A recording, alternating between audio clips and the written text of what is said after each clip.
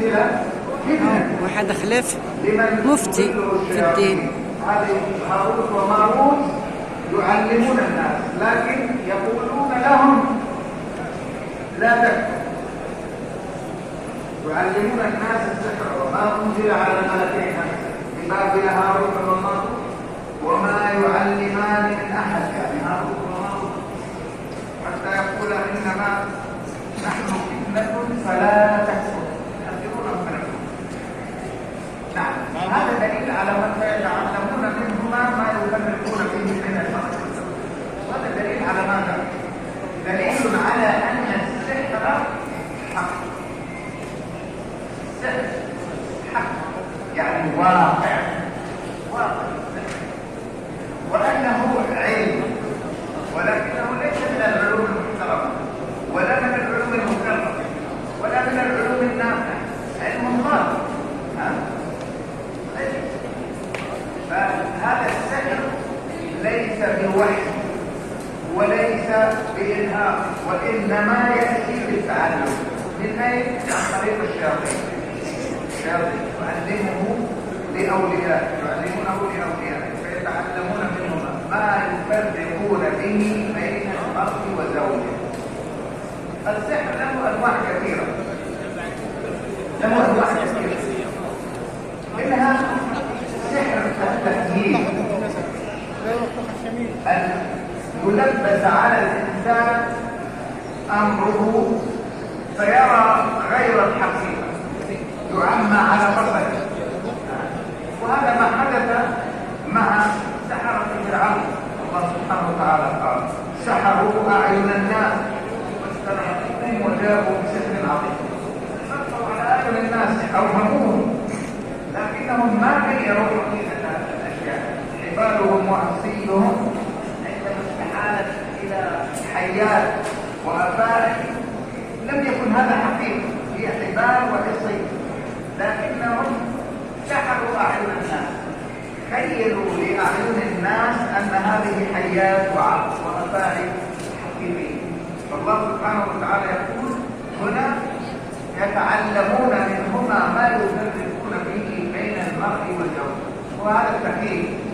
والنبي عليه الصلاة والسلام عندما سحر كان يخيل إليه صلوات الله وسلامه عليه، كان يخيل إليه أنه يفعل الشيء وما فعل، لكن يخيل إليه أنه فعل هذا الشيء مع أهله. فهذا التحقيق. ومنه نوع هذا السحر، يعني يكرر الإنسان ويفكره في غيره. ومنه نوع هذا الذي ذكره الله تبارك وتعالى يفرقون فيه بين المرء والزوج: الكتاب، البغضاء، الشحناء، التلبيس، تغيير الأفكار هذه. والسبب في ذلك أن السحر لا يمكن أن يصل إليه صاحبه إلا بالاستعانة بالشياطين.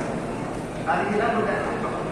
الشياطين هم السبيل لحصول السحر، والسحرة لا يصلون إلى ما يريدون إلا بالاستعانة بالشياطين. هذا أمر محسوب، والذي يقول إنه يحصل له كذا أو أنه يقرأ القرآن ومن كتب في قراءته القرآن لا أبدا. السحر لا يتوصل إليه إلا بالاستعانة بالشياطين. لكن كيف تتم الاستعانة بالشياطين؟ كيف تتم الاستعانة بالشياطين؟ الشياطين عندهم قدرات خارقة، عندهم قدرات كبيرة، والله سبحانه وتعالى خلقهم. ولكن الله سبحانه وتعالى أيضا قدر الأمور، فلا يمكن أن تفعل هذه المخلوقات الشيطانية شيئا لم يقدره الله تبارك وتعالى، لكنهم فتنة. فالسحرة يتواصلون مع الشياطين فيعلمونهم هذا السحر أو يعينونهم عليه. ما هو المقابل؟ كيف يتسنى لبعض الناس أنه يتصل بالشياطين فيتعلم منهم السحر أو يعينونه عليه؟ هم يعرفون هذا الأمر. هذا بعبادتهم وطاعتهم، هذه يجب أن تحفظ يا إخوة. لا يمكن أن يتعامل الشياطين ولا مردة الجن ولا فسقتهم مع أحد من الناس بدون مقابل. ما هو هذا المقابل؟ هؤلاء أجسامهم قوية لا يحتاجون إلى من يعينهم بالقوة، وهؤلاء يستطيعون أن ينتقلوا من مكان إلى مكان وأن يجدوا ما يريدون. ما هو المقابل؟ المقابل عند هذه الفئة الكافرة الفاجرة المارقة الطاعة والعبادة. يطيعون، يقول له اسجد لي مثلا فيسجد له، أو يأمره بفعل محرم، أن يقتل صغيرا مثلا، أو أن يلوث القرآن الكريم، أو أن يقع عليه القارورات، أو يضعه في دورات المياه. هنا يفرح الشيطان فيسهل لهذا الإنسان مراده. ما هو مراده؟ مرادي أن أفعل كذا، أن أسحر فلانا، أن أفرق بينه وبين زوجه، أن أشتت أمره، أن أصرفه عن تجارته وعن أسرته وعن عمله. هذه كلها الأعمال تأتي بعد عقد مع الشيطان. فإذا تم العقد هذا مع الشيطان حينئذ يمكن أن ييسر له هذا الأمر. ومع ذلك فالسحر كله بما فيه من التخويف الذي يعتري قلوب كثير من الناس سحر مسحور. السحرة هؤلاء يفعلون ويقولون كذا. السحر سبب من الأسباب، سبب مثل المرض، مثل الدعاء سبب للاستجابة. لكن هل كلما دعا الإنسان بشيء حصلت له الاستجابة؟ لا. المرض، فيه بعض الناس يصابون بالمرض، المرض هذا سبب، لكن هل هذا المرض سبب محقق للموت؟ لا. بعض الناس يموت بالمرض وبعضهم يمرض ويشفى، وبعض الناس يكونون في بيئة واحدة أو أسرة واحدة يصابون بمرض العضال، يموت بعضهم ويشفى بعضهم. فهو السبب. والأسباب استمعوا لهذه الأسباب لا تترتب عليها نتائجها إلا بقدر الله سبحانه وتعالى. نعيد قراءة الآية: وما هم بضارين به من أحد إلا به. فإذا قدر الله سبحانه وتعالى أن هذا السبب الذي هو السحر أنه يؤثر في فلان من الناس وأنه يتحقق به الأمر المطلوب، هذا الذي تقصده الشياطين والسحرة. وأما إذا لم يمكن أن يكون هذا بقدر الله فلا يمكن أن يحصل هذا دل عليه حديث النبي صلى الله عليه وآله وسلم صحيح. حديث النبي عليه الصلاة والسلام لابن عمه ابن عباس: يا غلام إني أعلمك كلمات احفظ الله يحفظ، احفظ الله تجده تجاهك. إذا سألت فاسأل الله، وإذا استعنت فاستعن بالله. واعلم أن الأمة لو اجتمعوا كلهم على أن ينفعوك لم ينفعوك إلا بشيء قد كتبه الله تبارك وتعالى. ولو اجتمعوا على أن يضروك لم يضروك بشيء إلا بشيء قد كتبه الله تبارك وتعالى. الأخلاق هذه أخلاق قدرها الله سبحانه وتعالى. هذه أسباب، والسحر سبب من الأسباب. نعم هو سبب مخيف، لكنه لا يترتب عليه أثره إلا بقدر الله سبحانه وتعالى كالمرض.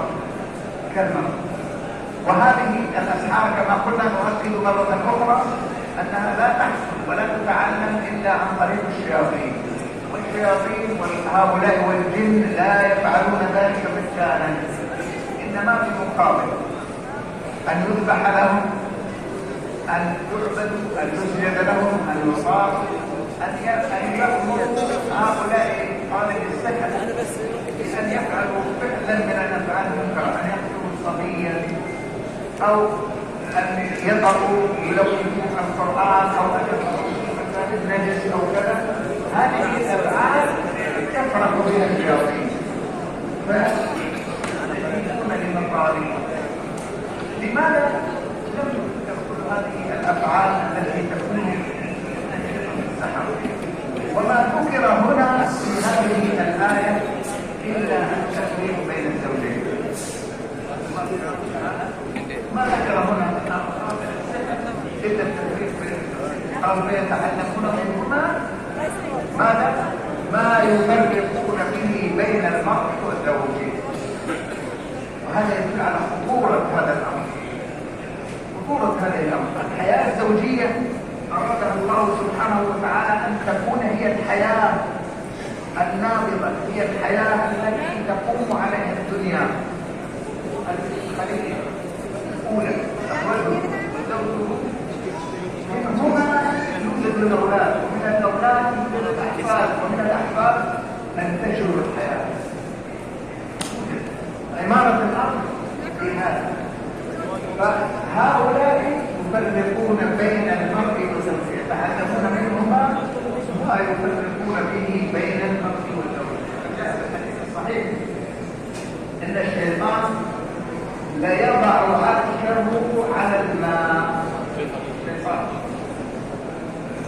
ثم يرسل بعد ذلك زبانية للإفساد والإخوان، فيعودون إليه يرسلهم للفتنة والإخوان، فيعودون إليه فيسأل أحد فيقول له ذهبت إلى فلان وما وسوست له ما تركته قال كذا وكذا، قال كلاما منكرا إما كفرا وإما فسقا وإما كفورا وإما معصية، فيقول لست هذا الأمر لا يكفيه. فيأتيه آخر يقول له ذهبت إلى فلان وفعلت معه وفعلت حتى فرقت بينه وبين زوجه، فيعترفه ويلتزمه. تفريق بين الزوجين. ولذلك كل عمل يسعى فيه بعض الناس للتفريق بين الزوجين إما بالسحر هذا واحد، أو حتى بالكلام، التخبيث معنى إفساد المرأة على زوجها.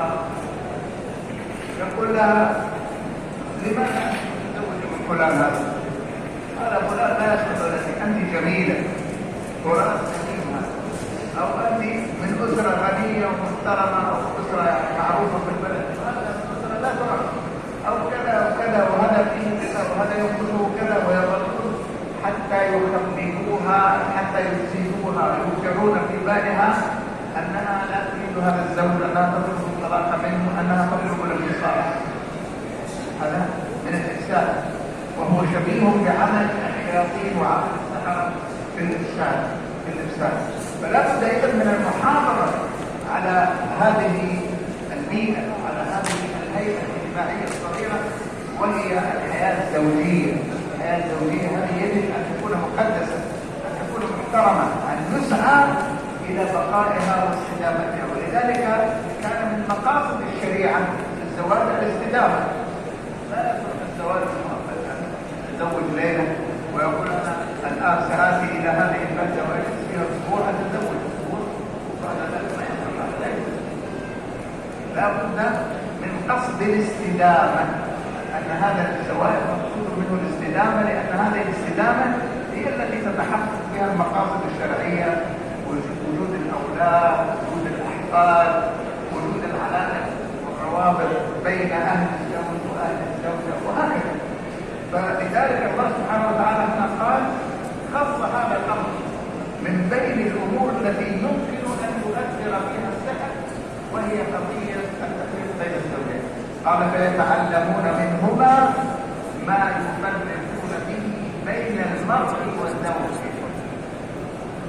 هنا حقيقة هذا كثير من الناس ربما ترتاع وتهتز من أن هذه الشياطين وهؤلاء السحرة يستطيعون أن يفعلوا أشياء كثيرة، لكن الله سبحانه وتعالى ثبت قلوب المؤمنين في خاتمة الآية: وما هم بضارين به أحد إلا بإذن الله. ثم قال عنهم: ويتعلمون ما يضرهم ولا ينفعهم. وهذا دليل على أن الإنسان المسلم عليه أن يصرف وقته في تعلم الأسباب، إما أن يتعلم علما، وإما أن يتعلم صنعة أو مهارة أو شيئا ينفعه وينفعه.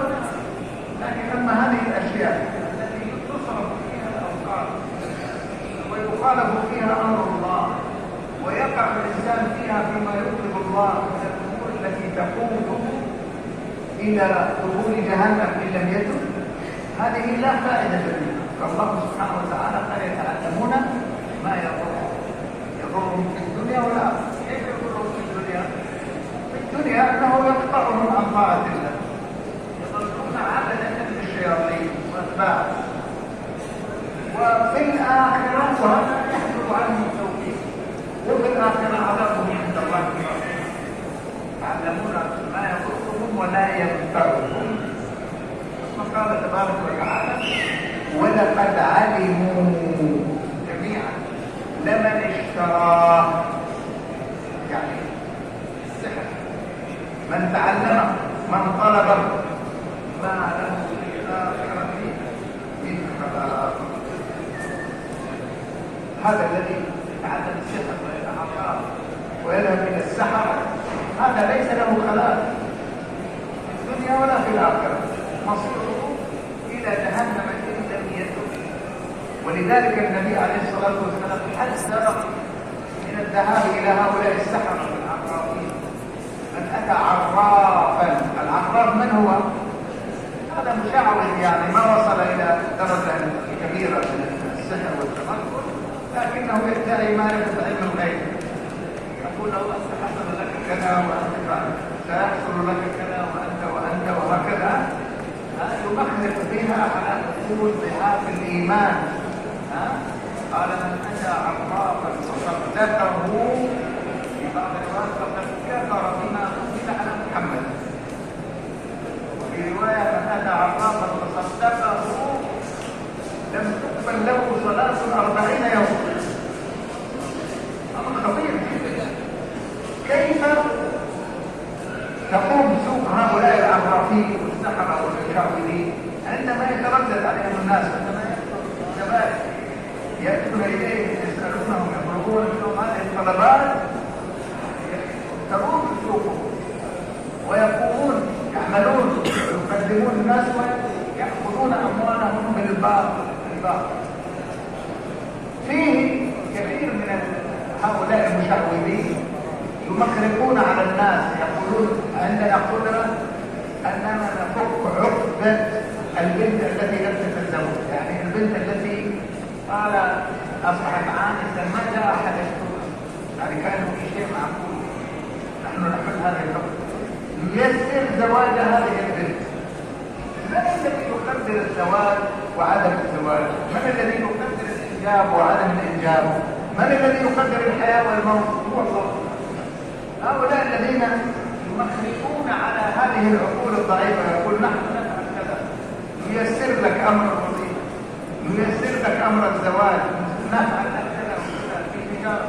أين لك هذا؟ بقدر الله سبحانه وتعالى. إن أراده الله حصل على رغم أنف من جحد وعاند وغضب، وإن لم يقدره الله فلا يمكن أن يحصل بحال هذه مصيبة. الآن يا إخوة كثير من الناس وقعوا فريسة عند هؤلاء المشعوذين وعند هؤلاء السحرة. ونؤكد مرة أخرى أن هذا السحر هذا كفر، لأن الله سبحانه وتعالى وصفه بذلك. قال: وما أنزل على الملكين وما كفر سليمان ولكن الشياطين كفروا يعلمون الناس السحر. هذا العلم من الكفر. وتتأكد خطورته عندما تحصل به أمور محققة. يعني لو سحر إنسان خيل له وسوس له حتى ذهب فقتل غيره، قتل أخاه، قتل أباه، قتل داره، إنسان آخر، فهذا يعني السحر وقوة التأثير في هذه الحال دعته إلى فعل هذه المعصية. فبسبب هذا التأثير لماذا كانت الشياطين هي التي تؤثر في قضية السحر؟ لأن الشيطان كما جاء عن النبي عليه الصلاة والسلام ماذا قال النبي؟ يجري من ابن آدم مجرى الدم. فالشياطين هذه وهي تقوم بعمل السحر وتساعد عليه تدخل في يعني دم الإنسان وتغير له وتهيئ له وتوسوس له وتصور له الأمور على غير واقعها، ثم بعد ذلك ربما يرتكب بعض الأشياء، ربما يترك بعض الأمور، ربما يقع في الأمور المحرمة إلى آخر ما هنالك. ثم بعد ذلك هذا السحر أيها الإخوة لا يغير حقيقة الأشياء. السحر لا يغير حقيقة الأشياء. ما يمكن أن يقوم الساحر مهما أوتي من العلم والمهارة أنه يمسح إنسانا حيا إلى حجر حقيقي أو يجعله حيوانا، لأن مسألة الخلق لمن؟ الله سبحانه الخلق لمن؟ الخالق من هو؟